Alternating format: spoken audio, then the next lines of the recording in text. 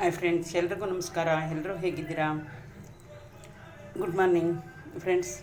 ಇವತ್ತು ನಾನೊಂದು small recipe ಜೊತೆ ಬಂದೀನಿ, ಶಾವಿಗೆ ಉಪ್ಪಿಟ್ಟು. Welcome to my channel friends. First time ಯಾರ್ಯಾರು ನನ್ನ ಚಾನಲ್ನ ನೋಡ್ತಾ ಇದ್ದೀನಿ, ಪ್ಲೀಸ್ ಒಂದು ಲೈಕ್ ಕೊಡಿ, ಸಬ್ಸ್ಕ್ರೈಬ್ ಮಾಡ್ಕೊಳ್ಳಿ ಫ್ರೆಂಡ್ಸ್, ಶೇರ್ ಮಾಡಿ ಫ್ರೆಂಡ್ಸ್. ಇವಾಗ ಇದನ್ನು ಯಾವ ರೀತಿ ಮಾಡೋದಂತ ತೋರಿಸ್ತೀನಿ ಫ್ರೆಂಡ್ಸ್. ಯಾಕಂದರೆ ನಾನು ಬಾಯಲ್ಲೇ ಹೇಳ್ತಾ ಇದ್ದೀನಿ, ಯಾಕೆಂದರೆ ಫ್ರೆಂಡ್ಸ್ ನಾನು ಮಾಡೋ ಟೈಮಲ್ಲಿ ಸ್ವಲ್ಪ ಕೆಲಸ ಇತ್ತು. ಕೆಲಸ ಮಾಡ್ಕೊಂಡೆ ನಾನು ಇದನ್ನು ರೆಡಿ ಮಾಡಿದೆ. ಇದು ಬಂದು ಫ್ರೆಂಡ್ಸ್ ಶಾವಿಗೆ ಉಪ್ಪಿಟ್ಟು. ಇದು ಹುರಿದಿರೋದೇ ನಾನು ರೆಡಿ ಇರೋದೇ ತಂದೀನಿ. ಇದನ್ನು ಮಾಡೋ ರೀತಿ ಹೇಗೆ ಅಂದರೆ ಫ್ರೆಂಡ್, ಮೊದಲು ಬಂದು ಈರುಳ್ಳಿ, ಮೆಣಸಿನ್ಕಾಯಿ, ಕರ್ಬೇವು ಸೊಪ್ಪು ಎಲ್ಲನೂ ಕಟ್ ಮಾಡ್ಕೋಬೇಕು. ತರಕಾರಿ ನಾನು ಹಾಕಿದ್ದೀನಿ ಅಂದರೆ ಫ್ರೆಂಡ್ಸ್, ಕ್ಯಾರೆಟು ಮತ್ತು ತೊಂಡೆಕಾಯಿ, ಬೀನ್ಸು, ಕ್ಯಾಪ್ಸಿಕಮ್ಮು ಮತ್ತು ಇಷ್ಟು ತರಕಾರಿನ ನಾನು ಹಾಕಿದ್ದೀನಿ ಫ್ರೆಂಡ್ಸ್. 4 ಇವತ್ತು ನಾನು ಇದಕ್ಕೆ ತರಕಾರಿ ಹಾಕಿದ್ದು. ನೆನ್ನೆ ಬಂದು ನಾನು ತುಂಬ ತರಕಾರಿ ಹಾಕಿದೆ. ಯಾವುದಕ್ಕೆ? ಉಪ್ಪಿಟ್ಟಿಗೆ. ಇದಕ್ಕೆ ನಾನು ಬರೀ 4 ಮಾತ್ರ ಯೂಸ್ ಮಾಡಿ ಹಾಕೊಂಡಿದ್ದೀನಿ.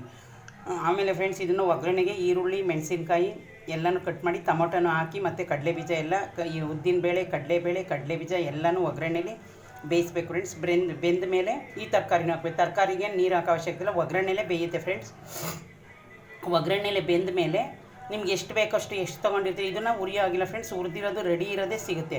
ಇದೆಲ್ಲ ಆದಮೇಲೆ ಫ್ರೆಂಡ್ಸ್ ಒಂದು 3 ನಿಮಿಷ ಅದು ಫ್ಲೇಮಲ್ಲಿ ಬೆಂದ ಮೇಲೆ ಮತ್ತೆ ನೀರು ಹಾಕಿ, ನೀರು ಕುದ್ಮೇಲೆ ಫ್ರೆಂಡ್ಸ್ ಒಗ್ಗರಣೆ ಹಾಕಿ ಇದು ಮಾಡೋದು. ನೋಡಿ ಎಷ್ಟು ಹುಡಿಯಾಗಿ ಕಾಣಿಸ್ತದೆ. ಆಮೇಲೆ ಫ್ರೆಂಡ್ಸ್, ಇದೊಂದು ನಾನು ಬೆಂಡೆಕಾಯಿ ಪಲ್ಯ ಮಾಡಿದೆ ಇವತ್ತು.